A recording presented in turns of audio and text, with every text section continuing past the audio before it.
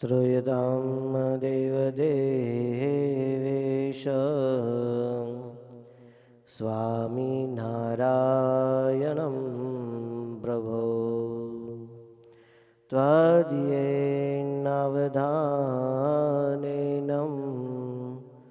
कथयिष्ये शुभां कथः।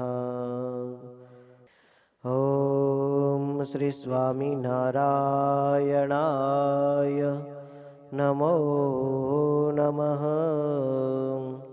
श्री हरिकृष्णाय नमो नमः।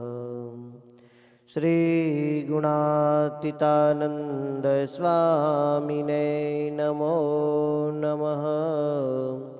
श्री स्वामिने नमो नमः। સ્વામિનારાયણ હરે, સ્વામિનારાયણ હરે.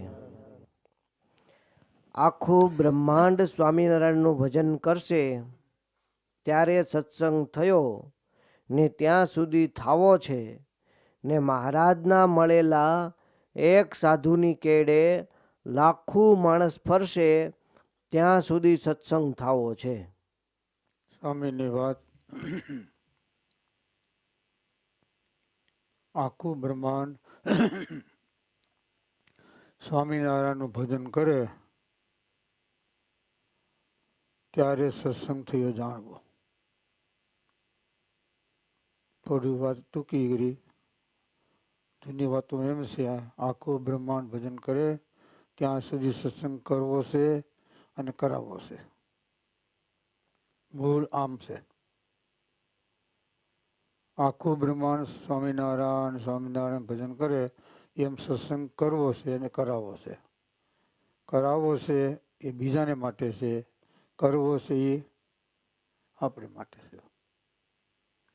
કારણ કે નિષ્કુળાનંદ સ્વામીએ લખ્યું ભક્તચિંતામણીમાં, જેવું પિંડમાં એવું બ્રહ્માંડમાં.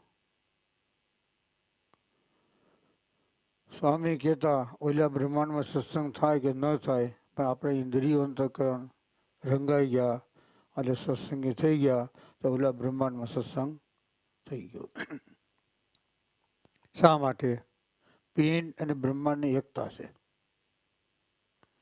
બ્રહ્માંડમાં વસ્તુ મહત્વ છે અને પિંડની અંદર વસ્તુ અલ્પ છે.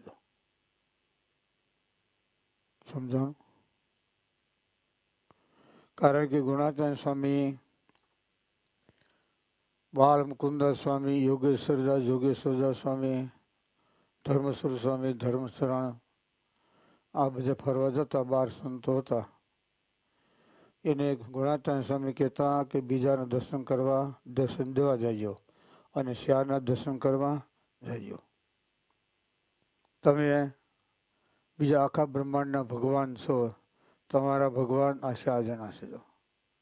બગસરાનો વેલો હથવારો, કમીગઢનો રહ્યો દેહાય, આમાં પણ કૃષ્ણ બામણિયા અને સાડિયા રામ ભંડેરી. આ બધા 4 અમરેલી જિલ્લાના. એટલે ખબર પડી. આખું બ્રહ્માંડ સ્વામિનારાયણ સ્વામિનારાયણ ભજન કરે ત્યારે સત્સંગ થયો જાણવો. પછી એક સાધુની પાસે વાંચે લાખો માણસ ફરશે ત્યાં સુધી સત્સંગ થશે. જો એકની પાસે બોલે એટલે શું એનો અર્થ? સ્વામી કે એક ઋષિવાળા 2 હોય તો હજારો અને લાખો છે. સમજાણું? ઓલા લાખો માણસો નહીં, એ તો છે ફરે છે અને ફરવાના છે. પરોક્ષમાં નહોતો ઓલો ટીવીમાં આવ્યો અને પેલા એ જ્યાં જાય એની પાસે 1 લાખ માણસો હોય. કોર્ટમાં કેસ હાલતો તો ત્યાં ગયા તો ત્યાં એટલા બધા ભેગા થયા. થોડી દ્રષ્ટિએ સૂક્ષ્મ દ્રષ્ટિએ એક ઋષિવાળા 2 હોય તો હજારો અને લાખો છે. આનો અર્થ આમ સમજવાનો. શાસ્ત્ર પ્રમાણે અને સત્પુરુષની સમજણ એ પ્રમાણે. કારણ કે સ્વામી કહી ગયા ઓલા બ્રહ્માંડમાં સત્સંગ થાય કે ન થાય, પણ આપણે ઇન્દ્રિયો અંતઃકરણ સત્સંગી થઈ ગયા, આખું બ્રહ્માંડ સત્સંગી થઈ ગયા. આપ સુખી જગત સુખી, બસ સમજાણું ને. આપણે સુખી છીએ તો આખી દુનિયા સુખી, બસ ભલે ટેસડા કરે.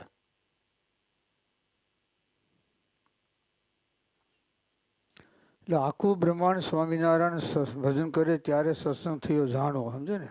ત્યાં સુધી કરવો છે કરાવવો છે, બોલો જોઈએ. આ ધાવણ છે ગુણાતીતનું છે. ટોટીની દૂધ નથી, આ હગીમાનું ધાવણ છે. ટોટીની દૂધ હોય ને એમાં ઝાઝો વિકાસ ન હોય. ચાલો. જીવને ચોંટવાના ઠેકાણા બે જ છે, તે ભગવાનમાં ચોંટે નહીતર માયામાં ચોંટે, પણ આધાર વિના કેમ રહેવાય? બેવાના સોટવામાં, કા ભગવાનમાં અને કા માયામાં. સ્વામી કેટલા કીડી હાલી ચોખ્ખો લઈને વચમાં આવી ડાળ, કા હેથો અને કા ટાળ. સંકેત. સ્વામી કે એક ઘોડામાંથી બે માણસ બેહે, બે ઘોડા પર એકથી બેહાય બેહાય, બે ઘોડામાં બેહો જી કેમ કરાય? ન બે, એમાં હું વાંધો? કરી અહીં ઠેકડે કરી અહીં ઠેકડે મારી દેવાનો. બે ઘોડા પાસે રાખવાના. ધરમપુરના કુસુરકુલભાઈ હતા ને, અને દીકરા કુંવર હતા. એ એટલી બધી ચાલાકી, બે ઘોડા પર બે પગ મૂકે અને બેને દોડે અને સામું નિશાન ટાંકે. ચાલુ ઘોડો અને સામે બે જણા હોય. ઓલા બંદૂક ફોડીને આ ફોડે, વચમાં થીરી ફોડ ને હેઠું પડે. આ રમત મહારાજ જોઈ, મહારાજ આજ નહીં કરવાનું. કદાચ કોઈને કાંઈ થોડું વેમ સુખ થઈ જાય તો બેનો વારો છોડી જાય ને. શ્રીફળ તો રહેતો રે, 5 રૂપિયા વધેરા જાય. બોલો. ફૂરફાટ ઘોડા હાલતા હોય, બે પગ એક ગોવાય અને આમ કરી કરે ઘા અને ઈટા જાય બે જણા ફાટ. એટલે સ્વામી કે બે ઘોડા પર છે ને ન બે, એક ઘોડા પર બે. એમ કાં ભગવાનમાં જીવ સોટે ને કાં માયામાં સોટે. આધાર સિવાય રહેવાય નહીં. જો કાંઈક આધાર જોઈએ. એટલે સ્વામી કે બે સારા સાધુ, 3 સારા હરિભગત, એની સાથે જીવ જોડ્યો હોય તો એને દેશકાળ લાગે નહીં. ખબર પડી? આ શું કહેવાય? આગલું કીધું ને, આ એ કહેવાય.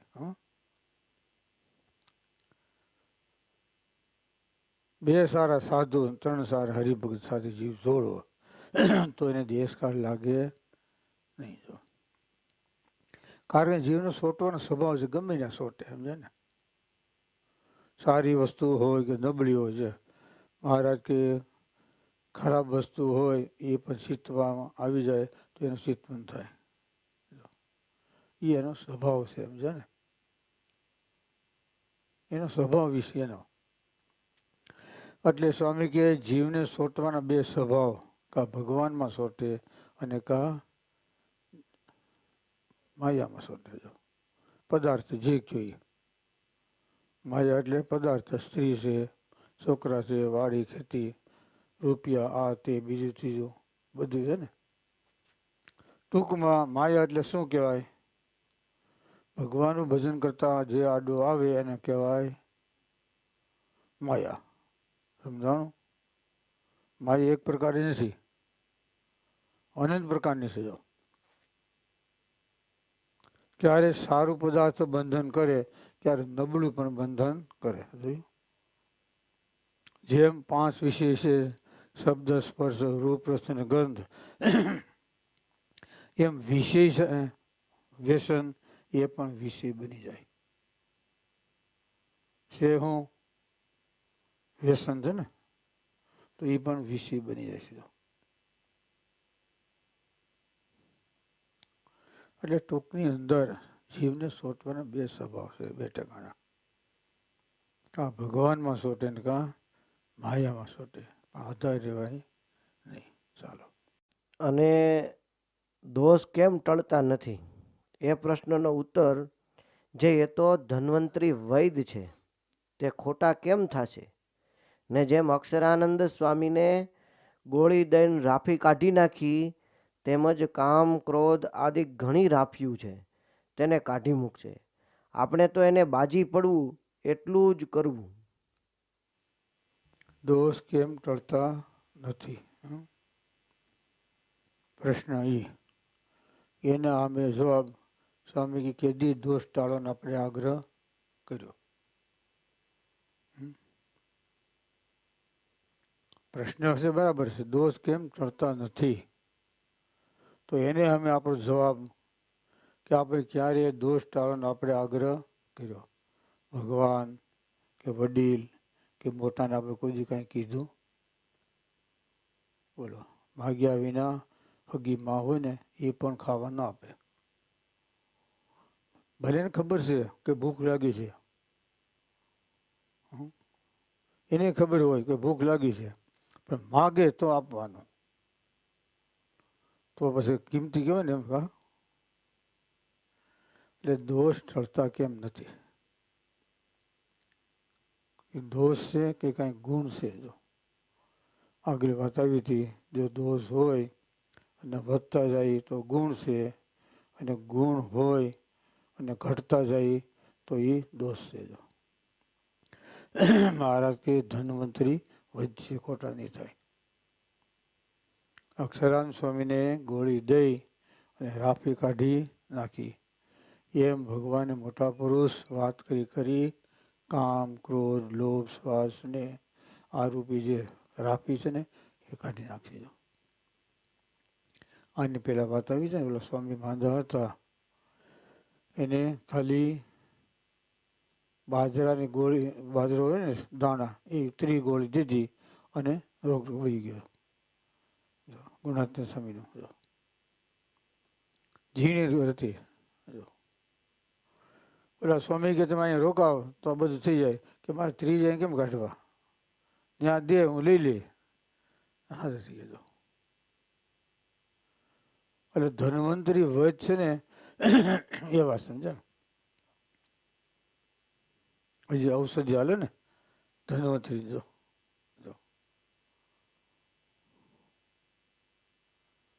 એટલે સ્વામી કે કેદી આપણે દોષ ટાળવાનો ઉપાય કર્યો અને ન ટળ્યા. બોલો. કેદી એને પોતાનું સ્વરૂપ જોવાનો આદર કર્યો ને ન દીધો. એ જીવ સાવ સ્વપ્ન સુસુપ્ત જાય છે. જો પણ પોતાના સ્વરૂપને જોવાનો આદર કર્યો નથી એટલે દેખતો નથી. બસ. એટલે કેદી એને દોષ ટાળવાનો ઉપાય કર્યો ન ટળ્યો. પ્રશ્નના જવાબ સમજે. ચાલો.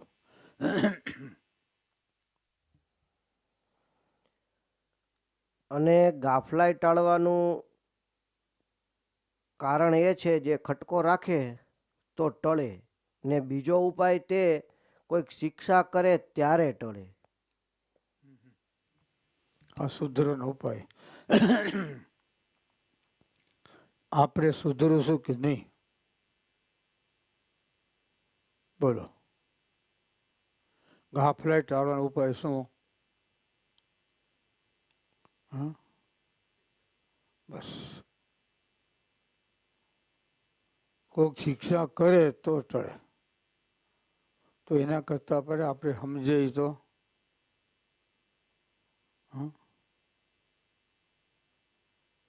કા વાત અને કા લાત, કા જોગ અને કા રોગ. જોગથી ન માને તો પછી રોગથી પછી. જો સ્વામી કે બધાને શુદ્ધ કરીને ધામમાં લઈ જવાના છે. બોલો. ગાફલાઈ ટાળવાનો ઉપાય કા ખટકો રાખે અને કા કોઈક શિક્ષા કરે. શિક્ષા એટલે શું સંકેત? શિક્ષા એટલે શું કહેવાય? મેથી પાક. ટોપરા પાક નહીં? હે? હા, ત્રણ જગ્યા ને બોલ દે. હા, બેટરી પાવડ થઈ ગયો હાવ.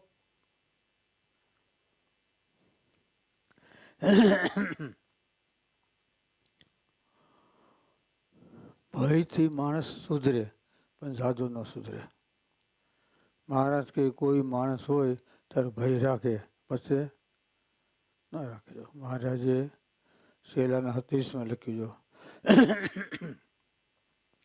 100 વર્ષે એના રાજાનો ભય હોય ત્યાં જ હોય, પછી ન હોય. એટલે ભયથી સ્વભાવ ટળે પણ જાજો ટળતો નથી. પણ સમજણથી ટળે એ ઓલાથી ન ટળે. નાનું બાળક હોય, તમે બીવરાવો, આમ કરો, પણ તમે હોતી પછી તેમ થાય. પણ સમજાવાય કે ભાઈ આ કરવાથી આમ થાય, આપણે આંગળી બળે, પછી વેદના થાય, પછી રોવું પડે. આમ કહ્યું ને તો બાળક તોફાન કરતું બંધ થઈ જાય. જો તોફાન કરતું બંધ થઈ જાય. જો ભયથી સમજણ શ્રેષ્ઠ છે. એટલે મહારાજ કે રાજાના ભયથી સૌર પોતાની પ્રકૃતિનો ત્યાગ કરી દે પણ યથાર્થ થાય નહીં. કુટની વાસના નિર્મૂળ. ગજબ છે ને, એને વાઢી નાખો તો પાછી થાય, મકાઈ થાય. બીજું એ ન ફૂટે. ગદ્દમમાં સમજો ને, રજકો. હા તો બોલે દેશની ભાષા ન કહેવાય ને, આપણે ઘવાર કહીએ અને અમરેલી જિલ્લો કુવળ કહીએ. અમરેલી જિલ્લામાં જાઓ ને એટલે કુવળ કહે. એટલે જો ખબર પડી તો ભલે, નક્કી કાંઈ નહીં.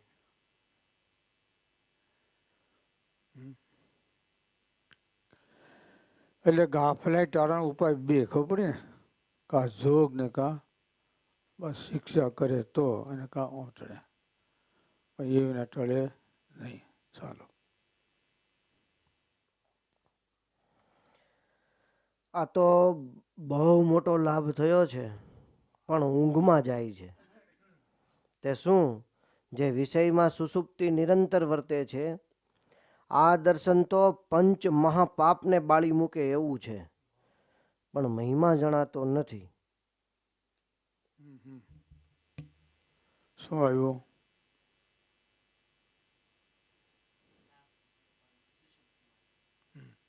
બહુ મોટો લાભ મળ્યો છે. સુષુપ્તિ એટલે ઊંઘ એટલે નહીં, અજ્ઞાનતા. પોતાનું મનનું ધાર્યું કરવું એ પણ ઊંઘ કહેવાય. હા, સુઈ જવું એ નહીં. સમજાય છે ને? સુષુપ્તિ એટલે સુઈ જવું, બરાબર. પછી બીજું પોતાનું ધાર્યું કરવું એ છે અંધારું કહેવાય. એમાં ખબર નહીં આપણી ભૂલ શું છે, ખબર પડે?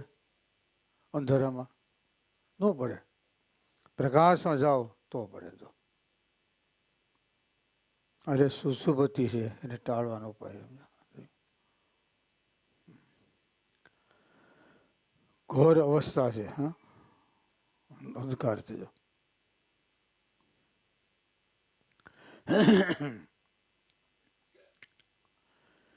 એટલે બહુ વિચાર કરવાનો, સમજે ને? સ્વામીની વાતો છે, બહુ સરસ સમજે.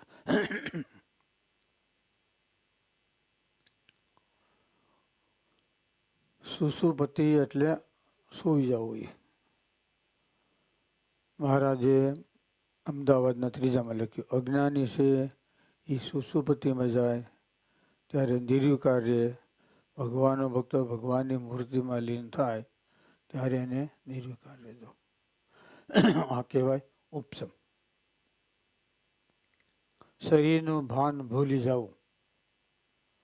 ખાધું હોય છતાં આપણને ખબર ન પડે. આ કહેવાય ઉપસમ. સમજાય ને? ન ખાવું, ન પીવું એ ઉપસમ તો છે જ, પણ અજ્ઞાનીને મતે. ત્યારે ભગવાનનો ભક્ત છે એને મતે શું? જાણપણું. એને મતે જાણપણું છે ઈ છે.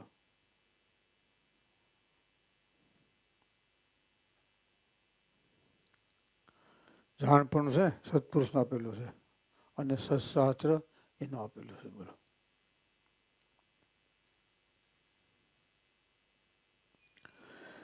અરે સુષુપ્તિ અવસ્થા વર્તે, સમજે ને?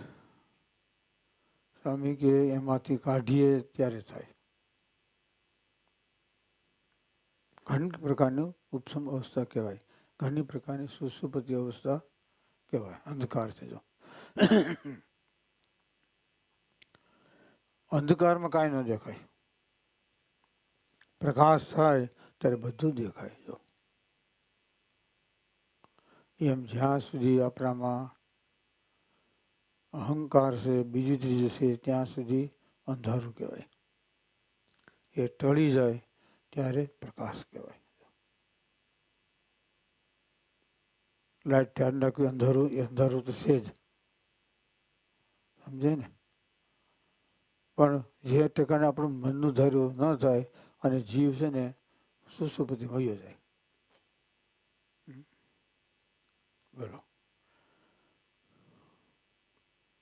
ગુણાત્યાન સ્વામી જુનાગઢથી નહીં, માણાવદરથી ઘણું જતા હતા. વચમાં સરદાર ગઢાયું, અહીંયા જિંજરી છે, જિંજરી ગામ. ત્યાં એક બાવાજી બધી તીર્થયાત્રા કરી નામ જતા હતા સોમનાથ. જ્યાં નીકળ્યા અને પછી ત્યાં રાતવાસો કર્યો, ખાધો પીધો બધું કર્યું. સાંજે સૂતા, બહેનો આવ્યા, પગ દબાવ્યા, પછી ધીમે ધીમે કરતા થઈ ગયું. સવારે ઉઠી અને કડે હાથ દઈ હવે ઢીલો થઈ ગયો અને રસ્તે હાલી જતો હતો. સ્વામી હમે મળ્યા. સ્વામી કે આ બિચારો મુમુક્ષુ છે, દેશકાળ લાગ્યો છે, તે પશ્ચાતાપ કરે છે. દ્વારકા ડૂબાવ્યા, જગન્નાથપુરી ડૂબાવ્યા, બદ્રીનારાયણ, રામેશ્વર, झिंझरीनी सोहरा में मेरे सब सरवी गया. આમ પશ્ચાતાપ કરતો હોય, કઈ હાથ દે હાલતો આવે. સ્વામી કે આ મુમુક્ષુ છે, આમ થયું છે. બીજા સંતો કેમ? પછી પૂછ્યું કેમ સંતો રામ કેમ આમ? પછી આમ થયું કે. એટલે દૈવી જીવ હોય ને એને પશ્ચાતાપ થાય, પણ આસુરી હોય એને ન થાય. ખબર પડી? એના પર આપણે સમજવાનું. આપણે પોતે આપણે કઈ પંક્તિમાં છીએ, અંજવાળામાં સહી કે અંધારામાં? અંધારામાં સહી કે અંજવાળામાં? આના ઉપરથી આપણને ખબર પડવી જોઈએ. પેલો મુમુક્ષુ હતો એટલે દેશકાળ લાગ્યો, પણ સ્વામી કે પશ્ચાતાપ થયો. પશ્ચાતાપ થાય તો એ પાછી વૃત્તિ વળે, એનું પ્રાશ્ચિત કહેવાય. પણ સ્વામી કે મુશ્યુ ચડાવે, ભાઈડે કામ કર્યું ને કા, એમ કે ભાઈડે કામ કર્યું, મુશ્યુ ચડાવે એ ન થાય. એટલે ખબર પડી ને પશ્ચાતાપ નામ ગાય. સ્વામી કે પાસો વળે. દુઃખ થાય મનમાં કે આપણે ઈષ્ટદેવ ગુરુ ભગવાનની આજ્ઞા લોપાણી. એ દૈવી જીવ કહેવાય અને ઓલો કહેવાય આસુરી જીવ કહેવાય. બોલો સહજાનંદ સ્વામી મહારાજ.